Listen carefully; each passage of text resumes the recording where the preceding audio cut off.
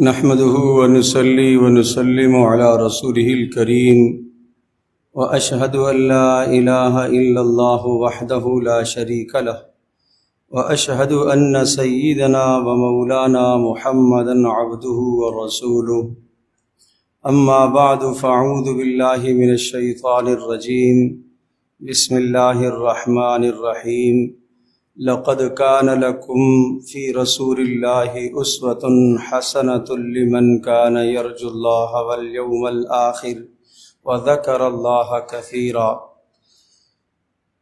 وقال رسول الله صلى الله تبارك وتعالى عليه وسلم لا يؤمن أحدكم حتى يكون هواه تبعا لما جئت به او كما قال رسول الله صلى الله تعالى عليه وسلم رب اشرح لي صدري ويسر لي امري واحلل عقدة من لساني يفقهوا قولي اللهم صل على محمد وعلى آل محمد كما صليت على إبراهيم وعلى آل إبراهيم إنك حميد مجيد اللهم بارك على محمد وعلى آل محمد كما باركت على إبراهيم وعلى آل إبراهيم إنك حميد مجيد۔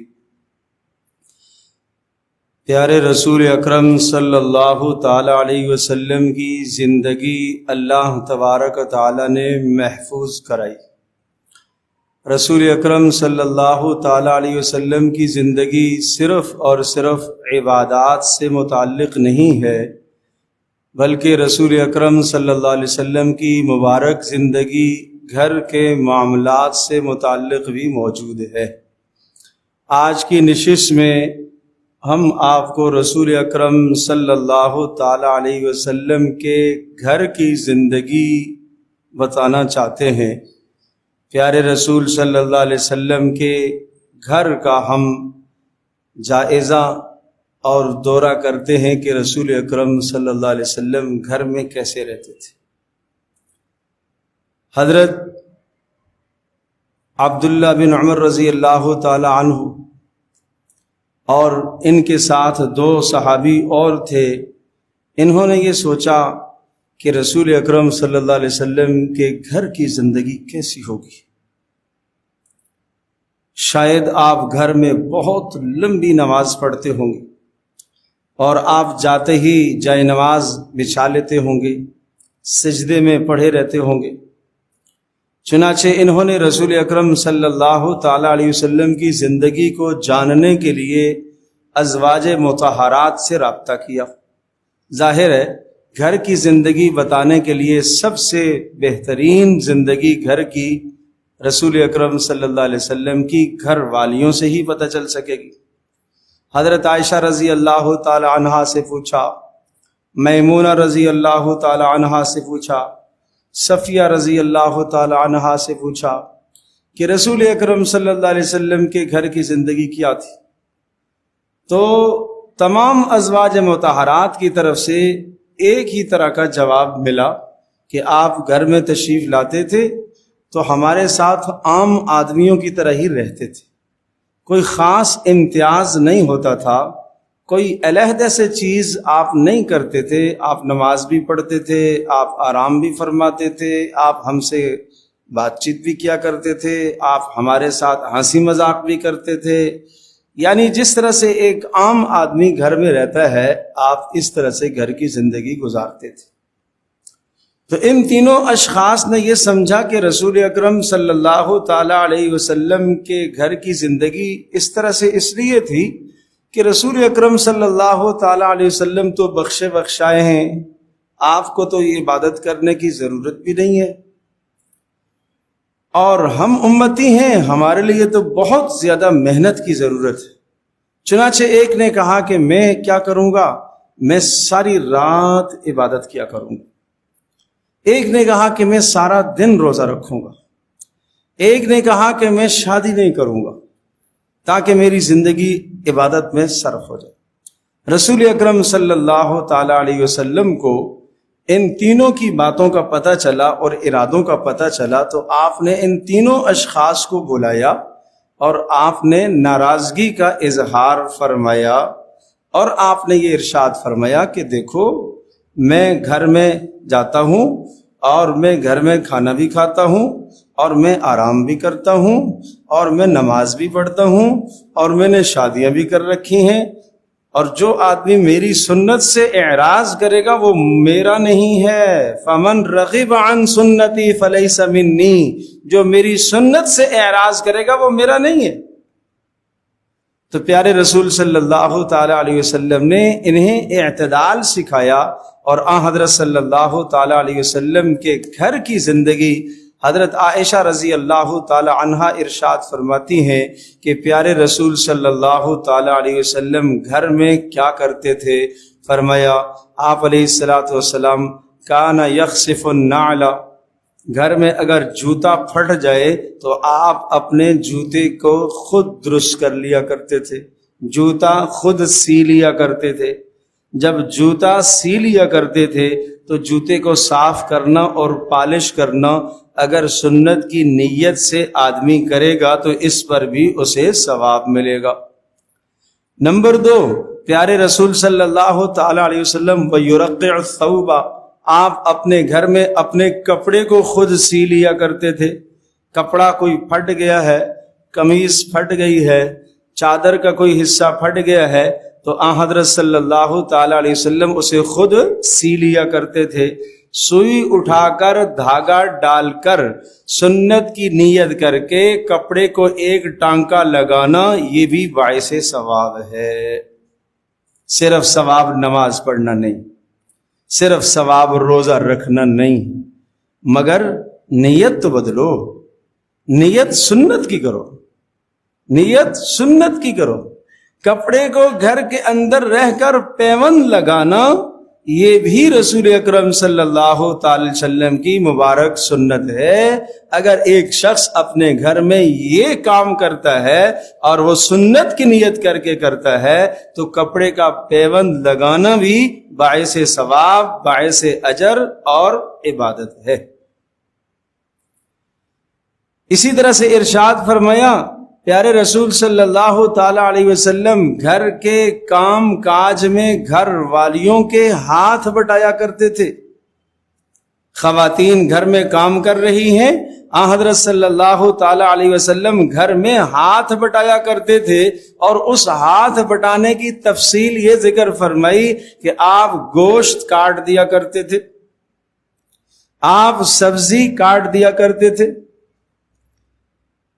اندازہ تو کرو رسول اکرم صلی اللہ تعالی علیہ وسلم کا ایک طرف منصب رسالت کتنا بلند ترین منصب، کیا ایسا نہیں ہو سکتا تھا؟ یہ بہتر نہ تھا کہ جو وقت آپ گھر کے اندر اپنی گھر والیوں کے ساتھ سبزی کاٹنے میں یا گوشت کاٹنے میں صرف فرما رہے ہیں، جو وقت یہاں خرچ کر رہے ہیں، اگر یہ وقت باہر آپ کسی کو دعوت دینے میں خرچ کرتے تو وہ اچھا نہ ہوتا؟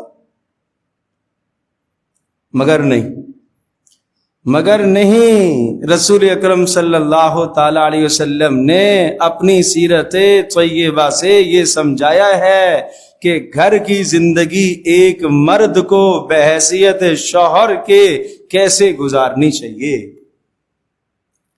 جو ایک بیوی کے دل میں جائز مطالبہ آتا ہے وہ مطالبہ ازواج مطہرات نے، رسول اللہ صلی اللہ علیہ وسلم کی بیگمات نے آپ سے کیا ہے۔ بحیثیت بیوی ہونے کے انہوں نے تمام کے تمام مطالبات، جو مطالبہ ایک بیوی کے دل میں آ سکتا ہے وہ مطالبات رسول اللہ صلی اللہ علیہ وسلم کی بیگمات نے آپ سے کیے ہیں۔ کیوں؟ یہ اس لیے ہے اللہ پاک نے رسول اللہ صلی اللہ علیہ وسلم کو اس امتحان سے بھی اس لیے گزارا تاکہ کوئی یہ نہ کہہ سکے کہ یہاں رسول اللہ صلی اللہ علیہ وسلم کی زندگی کا کوئی عمل مجھے نہیں ملتا۔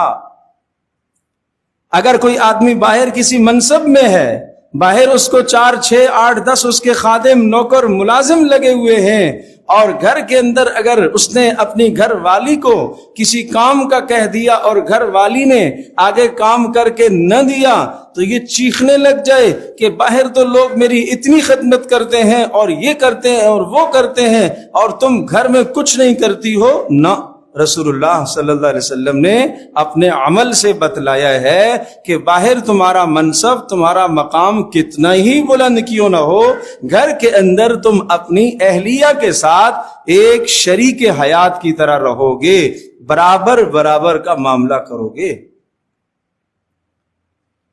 اللہ اکبر. کیا رسول اللہ صلی اللہ علیہ وسلم گھر میں اپنا جوتا صاف کرنے کے لیے، اپنا کپڑا صاف کرنے کے لیے، اپنے کپڑے کو پیوند لگانے کے لیے کوئی ملازم نہیں رکھ سکتے تھے؟ کیا کوئی خادم آپ کو میسر نہیں ہو سکتا تھا؟ ہو سکتا تھا. اگر یہ سب کچھ ہوتا تو ایک غریب انسان کے لیے رسول اللہ صلی اللہ علیہ وسلم کی گھریلو زندگی نمونہ کیسے بنتی؟ آپ کی گھریلو زندگی کو بھی نمونہ بنایا گیا، مثال بنایا گیا، اور اس طرح سے ارشاد فرمایا. پیارے رسول صلی اللہ تعالی علیہ وسلم گھر میں جب تشریف لاتے کیسے کھاتے تھے؟ کھانے کا کیا مزاج تھا گھر کا؟ گھر والیوں کے ساتھ آپ کا کیا معاملہ تھا؟ مرتن یاکل ما حضر، کبھی کبھی گھر میں جب تشریف لاتے جو پکا ہوا ہوتا وہ تناول فرما لیتے. جو ما حضر کا معنی جو پکا ہوا ہوتا وہی کھا لیتے.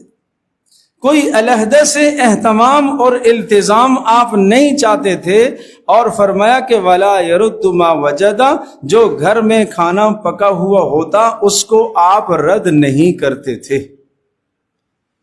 سالن کے اندر مرچ کم زیادہ ہونے کی بنیاد پر لڑائی نہیں ہوتی تھی، چائے بر وقت نہ ملنے پر لڑائی نہیں ہوتی تھی، کوئی شے بر وقت موجود نہ ہونے پر لڑائی نہیں ہوتی تھی. اگر بر وقت کھانا موجود نہ ہوا لڑائی نہیں ہوتی تھی. اگر کھانے میں نمک مرچ زیادہ ہوا، فرمایا پسند ہوتا تو کھا لیتے، اگر پسند نہ ہوتا تو چھوڑ دیتے، مگر زبان سے کوئی جملہ نہیں بولتے تھے. ما عاب رسول اللہ صلی اللہ تعالی علیہ وسلم فی الطعام قط، رسول اللہ صلی اللہ تعالی علیہ وسلم نے کبھی بھی کھانے میں عیب نہیں نکالا. لے جاؤ اس کو، یہ ایسا ہو گیا ہے میں نہیں کھاؤں گا، کبھی بھی آپ نے عیب نہیں نکالا. ان اشتہا اکلا، اگر پسند آیا تو کھا لیا، وَإِلَّا فَتَرَكَ، اگر پسند نہ آیا تو چھوڑ دیا. عیب نکالنا، عیب جوئی کرنا، یہ رسول اکرم صلی اللہ علیہ وسلم کا مزاج نہیں تھا. اچھا اور خوبصورت اور بہترین گھر میں کھانا پکا ہوا ہو تو گھر والوں کی حوصلہ افزائی کے لیے کھانے کی تعریف فرما دیا کرتے تھے. اس لیے اس سے پکانے والیوں کا دل بڑھتا ہے، جذبہ پیدا ہوتا ہے، دل خوش ہوتا ہے.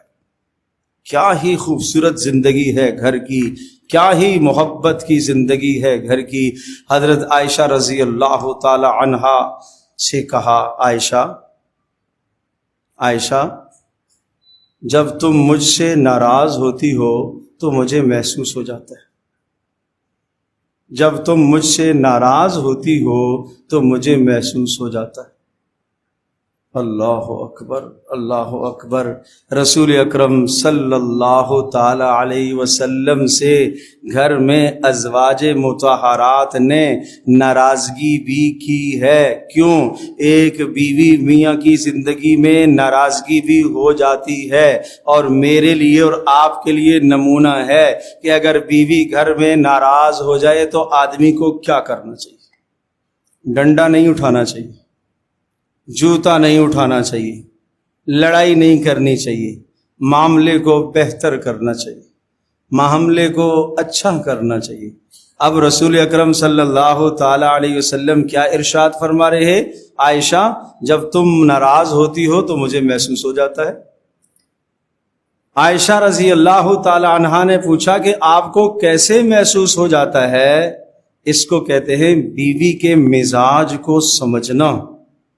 فرمایا کہ جب تم مجھ سے ناراض ہوتی ہو اور تم جب قسم کھاتی ہو تو تم یوں کہتی ہو رب ابراہیم کی قسم، اور جب تم مجھ سے راضی ہوتی ہو تو تم کہتی ہو رب محمد کی قسم۔ سبحان اللہ۔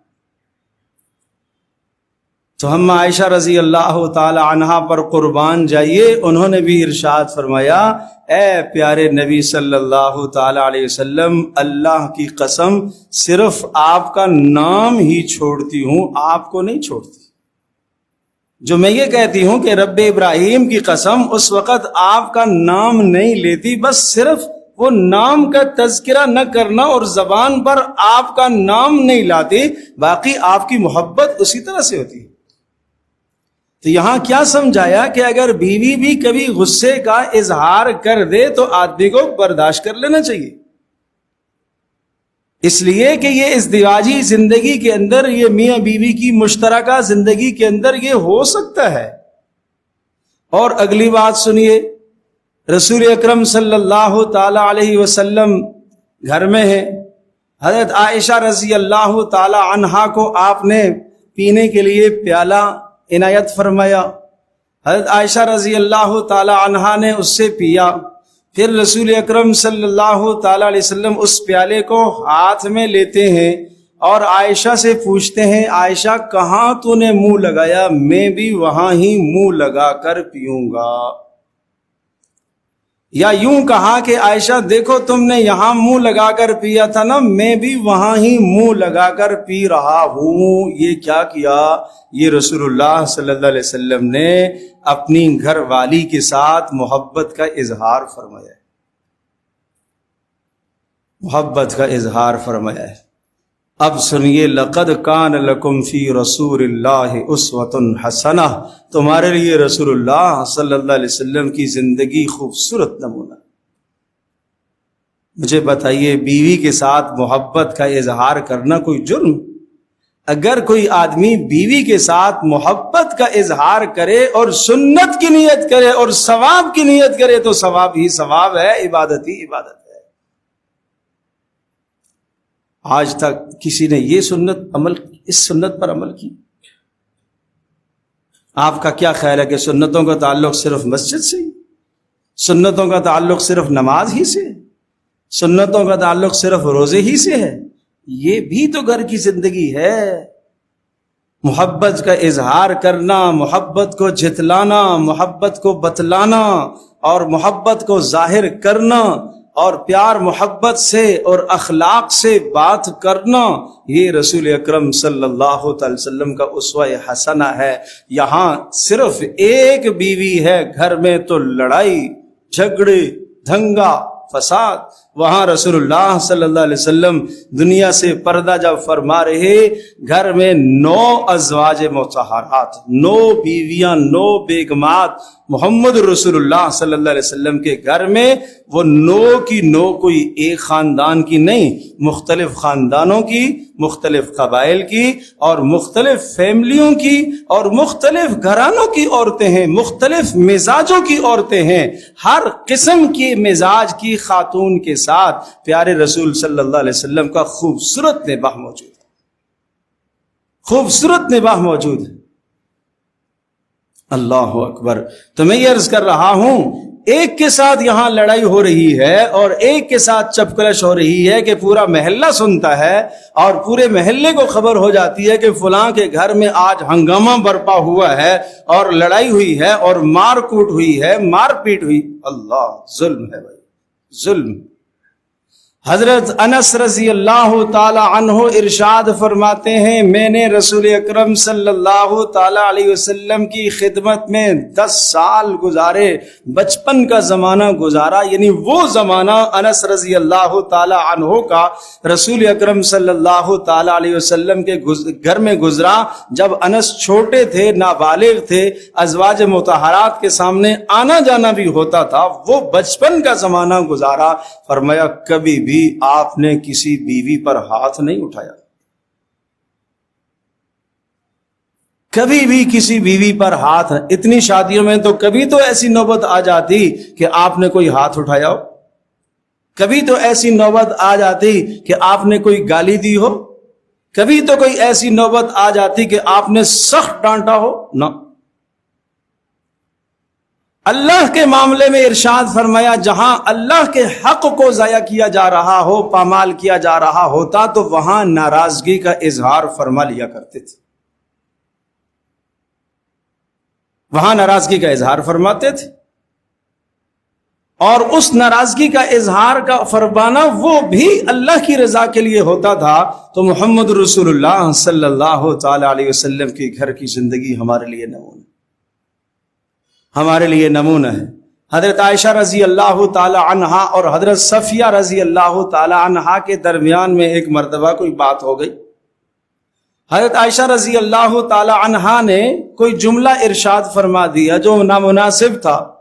رسول اکرم صلی اللہ تعالی علیہ وسلم کو پتہ چلا، پیارے رسول صلی اللہ تعالی علیہ وسلم ناراض ہو گئے، اور یہ ناراضگی رسول اکرم صلی اللہ علیہ وسلم کا ناراض ہونا حضرت عائشہ رضی اللہ تعالی عنہ کو بھلا کیسے برداشت ہو سکتا ہے؟ فوراً منانے کی کوشش کرتی ہیں، اور منانے کے لیے پھر کیا کیا؟ پہلے حضرت صفیہ رضی اللہ تعالی عنہا سے جا کے معذرت کی، اور پھر صفیہ ہی کو سفارشی بنایا کہ آپ رسول اکرم صلی اللہ علیہ وسلم سے کہیے کہ میں نے عائشہ کو معاف کر دیا اور وہ مجھ سے راضی ہو جائیں۔ صفیہ رضی اللہ تعالی عنہا تشریف لائی، قربان جائیے، ان کی کیا خوبصورت زندگیاں تھیں، کیا پیاری زندگیاں تھیں، اور انہوں نے آ کر رسول اکرم صلی اللہ تعالی وسلم کو بتلایا میں عائشہ سے خوش ہو گئی ہوں، میں راضی ہوں، آپ بھی راضی ہو جائیے۔ آپ مسکرا دیے اور رسول اکرم صلی اللہ علیہ وسلم راضی ہو گئے۔ ناراض ہونا اللہ کی رضا کے لیے اور راضی ہو جانا بھی اللہ کی رضا کے لیے، اور فرمایا کہ بہت اچھا انسان وہ ہے، بہت اچھا انسان وہ ہے جو بہت دیر سے ناراض ہوتا ہے اور راضی کرنے میں جلدی راضی ہو جاتا ہے، راضی کرنے میں جلدی راضی ہو جاتا ہے۔ یہ آدمی بہت اچھا ہے، گھر میں باپ ہونے کی حیثیت سے، بھائی ہونے کی حیثیت سے، شوہر ہونے کی حیثیت سے اگر گھر سے ناگواری ہوئی ہے، بھائی سے کوئی بات پہنچ گئی ہے، جلدی راضی ہو جاؤ بھائی، معاملے کو طول نہ دیا کرو۔ بیوی سے ناراضگی ہو گئی ہے، فوری راضی ہونے کی کوشش کیا کرو، فوری راضی ہونے کی کوشش کیا کرو۔ ایک جس طرح سے وہ راضی کرنے والا آدمی چاہ رہا ہوتا ہے یا گھر والی چاہ رہی ہے کہ میں اپنے شوہر کو راضی کروں، اسے راضی کرنے کا شوق ہے، اس طرح سے اس آدمی کو راضی ہونے کا شوق ہونا چاہیے کہ کتنی جلدی بات بن جائے تاکہ میں راضی ہو جاؤں۔ یہ ہے رسول اکرم صلی اللہ علیہ وسلم کی مبارک زندگی۔ اللہ اکبر، یہ ہے مبارک زندگی۔ نہیں تو صاحب کا موڈ جو ہے وہ آف ہوا ہے، 3 دن ہو گئے جی، 4 دن ہو گئے، اور گھر میں تشریف لاتے ہیں تو جناب گھر میں جوتے اتار کے اور اپنا جناب لباس تبدیل کر کے نکل جاتے ہیں باہر دوستوں میں، اور وہ دوستوں میں رات گئے تک رہتے ہیں، اور پھر جناب رات گئے تشریف لاتے ہیں گھر میں علیحدہ کمرے میں، اور جناب اس کے بعد صبح پھر سویرے اٹھ کے چلے جاتے ہیں اپنے آفس اور کام میں چلے جاتے ہیں۔ یہ ناراضگی کا اظہار، یہ کون سی ناراضگی کا اظہار ہو رہا ہے بھائی؟ یہ کیا ناراضگی؟ مجھے یہ بتائیے، اگر یہ چیزیں ہمارے گھر کے اندر رہیں گی، آج افسوس یہ ہے کہ ہم نے اپنے گھروں کو اللہ تبارک تعالیٰ کی رحمت کا مرکز نہیں بنایا ہوا، ہم نے اللہ کی طرف سے لعنتیں برسنے کا مرکز بنایا ہوا ہے۔ میں ایک مثال عرض کرتا ہوں۔ ایک آدمی اپنے گھر کے اندر ایسا کر لیتا ہے کہ اپنے گھر کے اندر خوشبو، گلدستے اور خوشبوئیں اور پھول اور قسم قسم کی خوشبوئیں لا کے چھڑکتا ہے، دھونی دیتا ہے گھر کی، تو آپ مجھے بتائیے اس آدمی کے گھر سے خوشبو آئے گی کہ نہیں آئے گی؟ بولو بھائی، کیوں جی؟ اس لیے کہ اس نے اپنے گھر میں خوشبو کا ماحول فراہم کیا ہے۔ اور ایک آدمی اپنے گھر کے اندر غلاظت ڈال دیتا ہے، گندگیاں ڈالتا ہے، باہر سے بھی گندگی لا کے اندر گھر میں ڈالتا ہے، اس گھر میں کیا ہوگی؟ بدبو ہی بدبو ہوگی، بدبو ہی بدبو۔ یہاں بچھو، یہاں سانپ، یہاں کیڑے، یہاں مکوڑے، یہاں ہر گندگی آئے گی، کیونکہ اس نے گھر کا ماحول گندگی کا بنایا ہوا ہے۔ اگر ایک آدمی اپنے گھر میں محبت کا ماحول بناتا ہے، دین کا ماحول بناتا ہے، نیکی کا ماحول بناتا ہے، دینداری کا ماحول بناتا ہے، رسول اللہ صلی اللہ علیہ وسلم نے فرمایا اپنے گھروں کو قبریں نہ بنایا کرو، قبرستان نہ بنایا کرو، اپنے گھروں کے اندر نمازوں کا اہتمام کیا کرو، نفلی نمازیں پڑھا کرو۔ خواتین کے لیے گھر میں ایک جگہ متعین ہونی چاہیے جہاں خواتین خانہ گھر کے اندر نماز پڑھا کریں، گھر میں تلاوت کا اہتمام ہو، گھر میں دین کی بات ہوتی رہے، گھر میں رسول اللہ صلی اللہ علیہ وسلم پر درود شریف پڑھا جاتا رہا ہو۔ جب جس گھر کے اندر یہ سارے اسباب ہوتے رہیں گے وہاں اللہ کی رحمت کے فرشتے داخل ہوں گے۔ جب اللہ کی رحمت کے فرشتے داخل ہوں گے تو فرشتے کیا کرتے ہیں؟ جب آپ گھر میں داخل ہوں گے تو فرشتے کا کام یہ ہے تمہارے گھر میں، تمہارے دل میں نیک خیال ڈالنا، اچھا خیال ڈالنا، اچھا تصور ڈالنا۔ اب آپ گھر کے اندر داخل ہوئے، جیسے ہی داخل آپ ہوں گے تو فرشتہ آپ کے دل میں نیکی ڈالے گا، خیال ڈالے گا، اچھا خیال ڈالے گا۔ اگر بیوی سے کوئی غلطی بھی ہو گئی تو فرشتہ دل میں خیال ڈالے گا اللہ کی بندی ہے، کوئی بات نہیں، معاف کر دو۔ ادھر بیوی کے دل میں خیال ڈالے گا کہ دیکھو شوہر آیا ہے، اس کی قدر کرو، اس کی عظمت کرو۔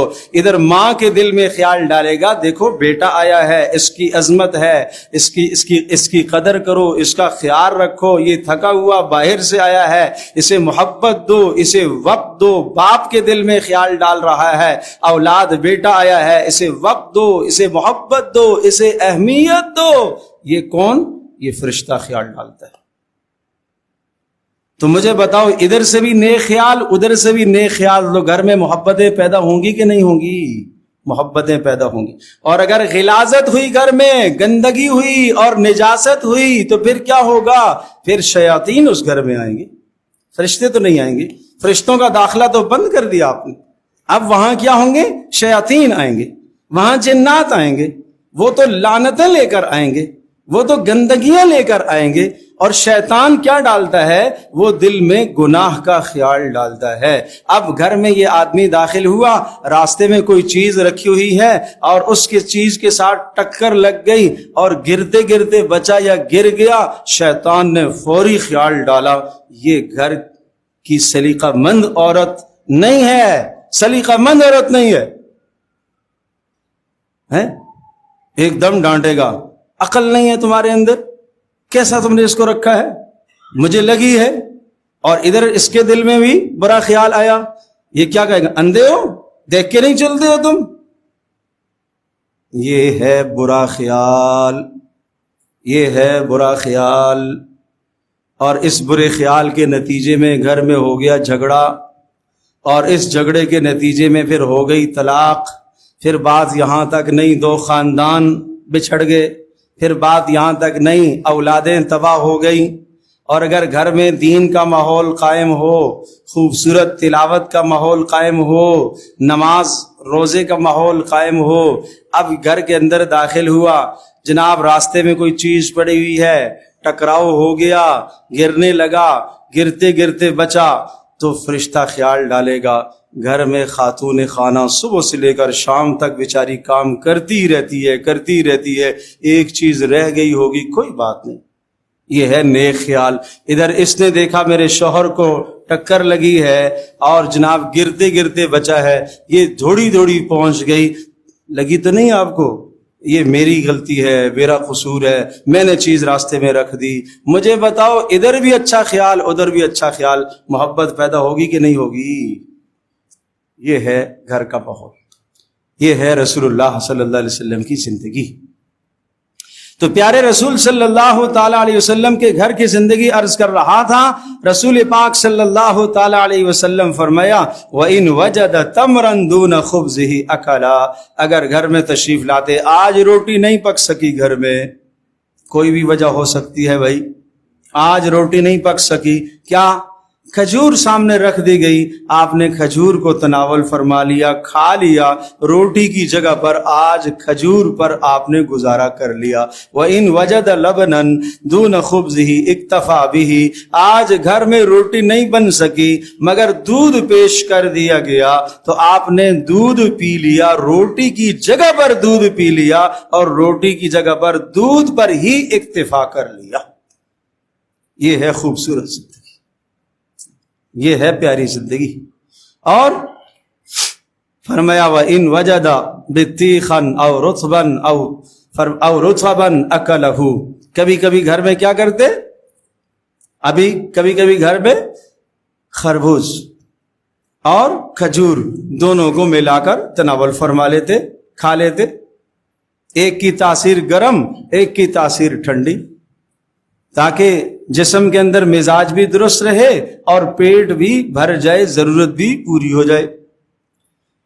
لا یأکل متکئا. کبھی ٹیک لگا کر گھر میں کھانا آپ نے نہیں فرمایا, ٹیک لگا پا کر کبھی آپ نے کھانا نہیں تناول فرمایا. سبحان اللہ. فرماتے تھے کہ میں اس طرح سے کھاتا ہوں جیسے ایک غلام کھاتا ہے, کھانا قدرے جھک کر کھایا کرتے تھے. اور فرمایا ولا علی خوان. کبھی بھی کسی اونچی چیز پر بیٹھ کر آپ نے کھانا نہیں کھایا, نیچے زمین پر تشریف فرما ہو کر کھانا تناول کیا کرتے تھے. اللہ اکبر. مندیلہ باطن قدمیہ. اور جب کھانا کھا لیتے تو ہاتھ صاف کرتے, ہاتھ پوچھتے کس چیز سے, سوچو تو صحیح. رسول اکرم صلی اللہ تعالی علیہ وسلم ٹیشو پیپر, یہ جب سے مصیبت آئی تو ہاتھ دھونے کی سنت سے تو ہم محروم ہو ہی گئے, ورنہ کھانے سے پہلے بھی ہاتھ دھونا سنت, کھانے کے بعد بھی ہاتھ دھونا سنت. پہلے اگر ہاتھ دھوئیں گے تو وہ باعث برکت ہے, اور پہلے جو ہاتھ دھوئے جاتے ہیں ان کو رومال سے, کپڑے سے, ٹشو سے صاف نہیں کیا جاتا, نہیں کرتے تھے آپ. بعد میں جو ہاتھ دھویا کرتے تھے اسے صاف فرما لیا کرتے تھے. اور عام طور پر رسول پاک صلی اللہ تعالی علیہ وسلم جب کھانا تناول فرماتے, انگلیوں کو چاٹ کر پھر اس کے بعد جو کھانے کی تری لگی ہوتی تو فرمایا مندیلہ باطن قدمیہ. آپ کے رومال یعنی ٹشو پیپر کیا تھا, تلووں کے نچلے کا حصہ پیروں کے نیچے مل دیتے. اللہ اکبر. پیروں کے نیچے, تلووں کے نیچے آپ مل دیتے, تلووں کے نیچے مل دیتے. اس میں حکماء نے بڑی حکمتیں لکھی ہیں اور طبی اعتبار سے فوائد لکھے ہیں. میں اس وقت اس موضوع کو ذکر نہیں کرتا, صرف اتنا ہی ہے کہ یہ پیارے رسول صلی اللہ علیہ وسلم کی سنت, یہ سنت. اس طرح سے رسول اکرم صلی اللہ تعالی علیہ وسلم گھر کی زندگی. اور فرمایا کہ لم یشبع من خبز بر 3 ایام متوالیتا. مسلسل 3 دن کبھی گندم کی روٹی آپ نے نہیں کھائی, مسلسل 3 دن کبھی گندم کی روٹی نہ کھائی. حتی لقی اللہ تعالی, یہاں تک کہ اللہ کے پاس چلے گئے. اور یہ ایسا آپ نے کیوں کیا؟ ایثارا علی نفسہ لا فقرا ولا بخلا. اللہ اکبر. فرمایا کہ یہ بخل کی وجہ سے نہیں کیا, یہ فقر کی وجہ سے نہیں کیا, بس اپنے آپ کو سادگی پر ڈالا تاکہ امت کے غریبوں کے لیے ایک مثال قائم ہو جائے. کہ کوئی یہ نہ کہے کہ وہ تو اللہ کے رسول تھے, ان کے پاس تو بہت کچھ کھانے پینے کو تھا, میں تو ایک غریب آدمی ہوں. آج ایک غریب انسان بھی چاہے کہ میں رسول اکرم صلی اللہ علیہ وسلم کی زندگی کے مطابق اپنی زندگی گزارنا چاہوں. ایک بادشاہ چاہے, ایک امیر چاہے, ایک شہزادہ چاہے, دنیا کا کوئی انسان ایسا نہیں ہے جو یہ کہے کہ میں رسول اکرم صلی اللہ علیہ وسلم کی زندگی کے مطابق اپنی زندگی گزارنا چاہتا ہوں اور اس کو سنت سے رہنمائی نہ ملے. کوئی ایسا انسان نہیں. آپ نے زندگی کا کوئی شعبہ ایسا نہیں چھوڑا جس میں آپ کی خوبصورت تعلیمات نہ ہو. تو میں یہ عرض کر رہا تھا آج ہم اس جگہ پر پہنچ چکے ہیں, ہم کہتے ہیں بھائی کاروبار بھی اچھا تھا اور وہ بھی جناب خراب ہو گیا, اور گھر میں محبتیں بھی نہیں رہی, اور بچے مجھ سے لڑ رہے, میں گھر میں جاتا ہوں بچوں سے لڑائی, بیوی سے لڑائی, ایک گھر جہنم بنا ہوا ہے. اور کیا ہمارا ذہن کہاں جا, وہ شیطان ہے ظالم, یہ کسی نے کچھ جادو کرا دیا, یہ کسی نے کچھ کروا دیا, یہ ہو گیا. یہ سب شیطان اس طرف لے کے جاتا ہے, اعمال کی طرف نہیں آنے دے گا. یہ سب کچھ کیوں ہوا؟ یہ گھر کی بدعملی کی وجہ سے ہوا. اپنے گھر میں عمل پیدا کرو, اپنے گھر کا ماحول دینی بناؤ. بس آخری بات کہہ کے بات ختم کرتا ہوں. بڑی پیاری بات ہے, بڑی پیاری بات سننے کی ہے. آپ نے فرمایا الا کلکم راعٍ, تم میں سے ہر آدمی چرواہا ہے, نگہبان ہے, اور ہر نگہبان سے اس کی رعایا کے بارے میں پوچھ ہوگی. اور ایک مثال سے سمجھایا, کیوں؟ اس لیے کہ جو آدمی آپ نے چرواہا رکھا, آپ کی بکریاں ہیں مثال کے طور پر, اور آپ نے ایک چرواہا رکھا, تو ان بکریوں کو صحیح چرانا کس کا کام ہے بھائی؟ چرواہے کا کام ہے یا مالک کا؟ چرواہے کا کام ہے. نمبر 2, بکریوں کو بر وقت پانی دینا کس کا کام ہے؟ چرواہے کا کام ہے. نمبر 3, بکریوں کو بھیڑیے سے بچانا کس کا کام ہے؟ چرواہے کا کام ہے. تو آپ نے فرمایا تم میں سے ہر آدمی اپنے گھر کا چرواہا ہے, اپنے گھر کا نگہبان ہے. اپنے گھر کے اندر بچوں کو, بیوی کو جس طرح سے خوراک فراہم کرنا تمہاری ذمہ داری ہے, صاف ستھرا پانی فراہم کرنا تمہاری ذمہ داری ہے, اسی طرح سے گھر میں دینی ماحول فراہم کرنا بھی تمہاری ذمہ داری ہے. اپنے گھر میں شیطان سے بچانا. انسان کا بھیڑیا فرمایا شیطان ہے, شیطان انسان کا بھیڑیا ہے. اپنے بچوں کو, اپنی بیوی کو, بچیوں کو شیطان سے بچانا جس طرح سے چرواہے کی ذمہ داری ہے کہ بکریوں کو بھیڑیے سے بچائے, اس طرح سے گھر والے کی ذمہ داری ہے اپنے اہل خانہ کو, بچوں کو, بچیوں کو, بیوی کو شیطان کے مکر و فریب اور داؤ سے بچانے کی کوشش کرے. اللہ مجھے بھی, آپ کو, ہم سب کو عمل کی توفیق عطا فرمائے.